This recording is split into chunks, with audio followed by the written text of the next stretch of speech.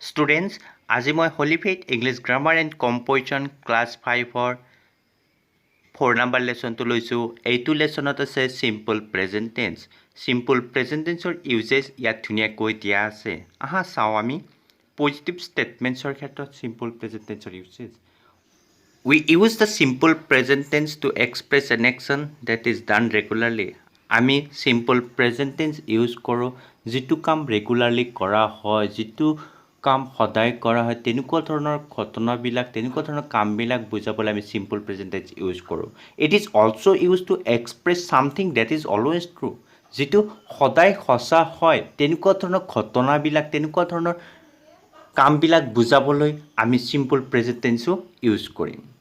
এতিয়া ইৰেগুলাৰলি যিবিলাক হয়, ইউনিভাৰ্চেল ট্ৰুথ হয়, হেবিচুৱেল একশ্যন হয়, তেনেকুৱা ধৰণৰ ঘটনাবিলাক চিম্পল প্ৰেজেণ্ট টেন্স হ'ব। এক্সাম্পল দি আছে, উই গ' টু স্কুল ডেইলি, আমি সদায় স্কুললৈ যাওঁ। The sun shines by day, দিনত সূৰ্যই পোহৰ দিয়ে। এই দুটা এক্সাম্পল দি আছে। ইয়াত এটা ডেইলি আছিল, এইটো ৰেগুলাৰলি হয়, এইটো হেবিচুৱেল একশ্যন হয়। আৰু the sun shines by day, এইটো ইউনিভাৰ্চেল ট্ৰুথ হয়। এতিয়া এইকেইটা কোন টেন্স লিখিছোঁ? Simple present tense. এতিয়া তোমালোকে গম পালে চিম্পল প্ৰেজেণ্ট টেন্স হয় ইউজ হ'ব যিটো কাম ৰেগুলাৰলি হয়, যিটো অলৱেজ ট্ৰু হয়। কিন্তু চিম্পল প্ৰেজেণ্ট টেন্সত কেনেকৈ লিখিবা, কি কি লাগিব চিম্পল প্ৰেজেণ্ট টেন্স হ'বলৈ হ'লে? তাত লাগিব ছাবজেক্ট লাগিব, ভাৰ্ব 1 লাগিব, ব্ৰেকেটত এছ বা ইয়েছ কৈছোঁ, প্লাছ অবজেক্ট। তোমালোকে ভাৰ্ব 1 ইউজ কৰিব লাগিব চিম্পল প্ৰেজেণ্ট টেন্সত। আৰু ভাৰ্ব 1 কি, এই বিষয়ে তোমালোকে প্ৰথম চেপ্টাৰতে পাই আহিছা। Verb 1, verb 2, verb 3, verb 1 plus ING, ভাৰ্বৰ যি ফৰ্ম 4টা আছে সেইখিনি পাই আহিছা। এতিয়া তোমালোকে কি মনত ৰাখা যে চিম্পল প্ৰেজেণ্ট টেন্সত কি লাগিব? ছাবজেক্ট লাগিব, ভাৰ্ব 1 লাগিব, এছ বা ইয়েছ প্লাছ অবজেক্ট। ইয়াত মই ব্ৰেকেটত এছ বা ইয়েছ লিখিছোঁ, কিন্তু ক'ত হ'ব, ক'ত নালাগিব এছ বা ইয়েছ, ইয়াত দিয়া আছে। হা, plural subjects, for all plural subjects I, we, you and they, we use verb 1। সকলোবোৰ প্লুৰেল ছাবজেক্টৰ ক্ষেত্ৰতে আমি ভাৰ্ব 1 ইউজ কৰিম, কিন্তু আইৰ ক্ষেত্ৰত আমি কি ইউজ কৰিব লাগিব? ভাৰ্ব 1 ইউজ কৰিব লাগিব। ইয়াত এক্সাম্পল দি আছে, তলত চাওঁ। I go' for a walk every morning, মই সদায় ৰাতিপুৱা খোজ কাঢ়িবলৈ যাওঁ। ইয়াত আই গ', আইটো ছাবজেক্ট হয়, ইয়াত আই ভাৰ্ব যিটো গ' এইটো ভাৰ্ব 1 ইউজ কৰিছোঁ। মনত ৰাখিব চিম্পল প্ৰেজেণ্ট ভাৰ্ব 1 সদায় হ'ব, কিন্তু ইয়াত এছ বাই এছ ইউজ কৰিছোঁ নেকি? নাই কৰা, কাৰণ ছাবজেক্ট কি আছে? আই আছে। তেতিয়াহ'লে আমি কি ইউজ কৰিব লাগিব? Verb 1। We were warm clothes in winter, আমি উইণ্টাৰত গৰম কাপোৰ পিন্ধোঁ। ইয়াত ছাবজেক্ট উই আছে, সেইকাৰণে ইয়াত ভাৰ্ব 1 লিখিছোঁ। 3 number, lazy students usually fail in the examination. ইয়াত লেজি ষ্টুডেণ্টছ বুলি কওঁতে এজন ষ্টুডেণ্ট নেকি? বহুকেইটা লেজি ষ্টুডেণ্টছ সাধাৰণতে এক্সামত ফেইল কৰে, ফেইল হয়।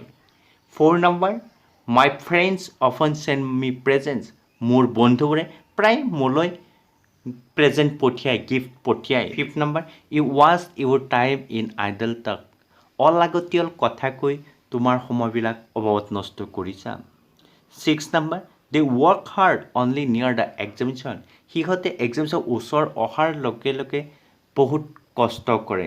ইয়াত যিকেইটা আমি ছাবজেক্ট পালোঁ, I, we, lazy students, my friends, you, they, এইকেইটাৰ পিছত আমি ভাৰ্ববিলাক কি ইউজ কৰিছোঁ? 1 ইউজ কৰিছোঁ। মনত ৰাখিবা চিম্পল প্ৰেজেণ্ট টেন্সত ভাৰ্ব 1 হ'বই কম্পালচৰি, কিন্তু ক'ত ভাৰ্বৰ পিছত এছ বা ইয়েছ নবহে। ক'ত নবহে? যেতিয়া ছাবজেক্টবিলাক কি থাকিব? প্লুৰেল থাকিব। আৰু আই, উই, ইউ, দে, এইকেইটা যদি ছাবজেক্ট থাকে তেতিয়া আমি ভাৰ্বটো কি ইউজ কৰিম? 1 ইউজ কৰিম।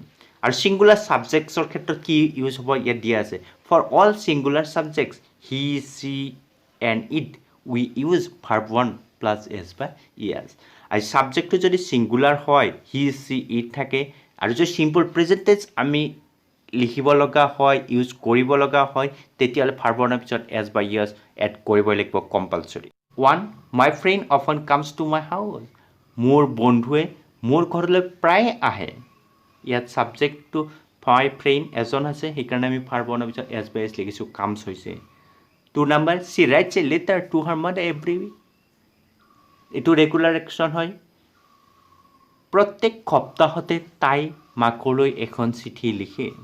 3 number, in summer the sun rises before 6, ছামাৰত sun 6 বজাৰ আগতে উঠে উদয় হয় 4 number our school starts at 9 o'clock আমাৰ স্কুল সদায় 9 বজাত start হয় আৰম্ভ হয় 5th number Rita makes very good tea Rita ধুনীয়া চাহ বনায় 6th number the sun is very hot it gives us light সূৰ্যটো বহুত গৰম এইটোৱে আমাক পোহৰ দিয়ে এতিয়া আমি গম পালোঁ ক'ত কেনেকৈ ইউজ কৰিম আমি verb word পিছত s by es যে for all singular subjects he she and it we add but we use verb 1 plus s by es simple present tense মনত ৰাখিবা subject লাগিব verb 1 হ'ব s by es ক'ত হ'ব যেতিয়া subjectটো singular হয় he থাকে she থাকে it থাকে তেতিয়া verb 1 s by es use কৰিবা আৰু যদি all plural subjects থাকে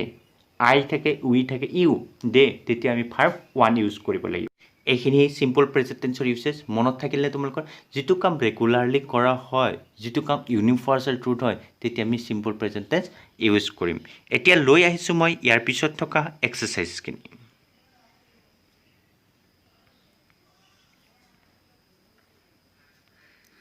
এক্সাৰসাইজ উলিয়াইছো ইয়াত number 1 choose the correct form of the verbs given in the brackets তলত দিয়া ব্ৰেকেটত verb কেটা চুজ কৰা My uncle often sends me presents.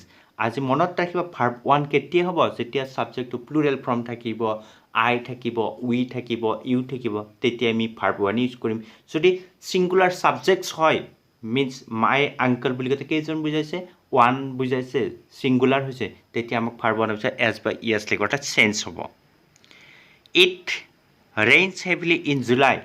ইয়াত rains হ'ব Misha goes to school by bus. These boys এটা plural subject আছে সেইভাবে ইয়াত verb 1 হ'ব make হ'ব many mistakes my friends ইয়াতো plural subject verb 1 হ'ব work very hard the nurse এটা singular subject looks after the children Sinky studies till late at night I লগত সদায় verb 1 হ'ব learn many new words at school 9 number my mother sews clothes for me yet my mother singular subject হয় we etu plural so yet verb 1 use কৰিম we spend a lot of time on english grammar এটা গম পালা তোমালকে code আমি s by es লিখি choose কৰিছো code অকল verb 1 চুজ কৰিছো যেতিয়া সাবজেক্টটো সিঙ্গুলাৰ আছে verb 1 চুজ কৰিছো নেকি নাই কৰা s by es লিখিব লাগিব যদি প্লুৰেল থাকিব I থাকে we থাকে তেতিয়া আমি কি ইউজ কৰিম verb 1 use কৰিম 2 number rewrite the following with a singular subjects তলৰ sentence কেইটা singular subject use কৰি sentence টো আকৌ লিখিব দিছে 1 they catch a bus every afternoon ইয়াত কি কৈছে হিহতে সদায় আবেলি এখন বাস ধৰে এটো আমি সিঙ্গুলাৰ লিখিম দেৰ সিঙ্গুলাৰ লিখিম হি ক্যাচেছ আৰু ইয়াত যেটো সাবজেক্টটো সিঙ্গুলাৰ কৰিছো আমি verb টোৰ পিছত কি ইউজ কৰিব লাগিব s বা yes he catches a bus every afternoon 2 number her children obey her always এটো হ'ব her child always her always my classmates try very hard এটো হ'ব my classmate tries very hard 4 number These boys write good essays now. এটো হ'ব This boy writes good essays now. 5th number My friends talk to me in English. এটো হ'ব My friend talks to me in English. 6th number They finish their work in time. এটো আমি লিখিম he or she finishes her or his work in time. 7th number we sit in the park for hours I sit in the park for hours ইয়াত কিন্তু ভাৰ্বৰ পিছত s by s use কৰা না কাৰণ we received to singular from I use কৰিছো কি হৈছে ইয়াত I sit in the park for hours 8th number they have a cup of tea in the afternoon ইয়াত লিখিম he has a cup of tea in the afternoon 9 number we often forget our duty ইয়াতো I often forget my duty. 10 number, these birds fly very high in the sky. This bird flies very high in the sky. এতিয়া বুজি পাইছা তোমালোকে ক'ত verb ওৱানৰ পিছত s বা es use কৰিছোঁ যেতিয়া ছাবজেক্টটো কি আছে ছিংগুলাৰ আছে নে প্লুৰেল আছে ছিংগুলাৰ ইউজ কৰিছোঁ আমি তাৰপিছত ভাৰ্বৰ পিছত কি ইউজ কৰিছোঁ এছ বা s except I and you 3 number add s or es to the following verbs তলৰ ভাৰ্বকেইটাৰ পিছত এছ বা ইয়েছ ইউজ কৰিব হৈছে ৰিচ ৰিচেছ ইয়েছ লাগিব open opens only s cry cries হ'ব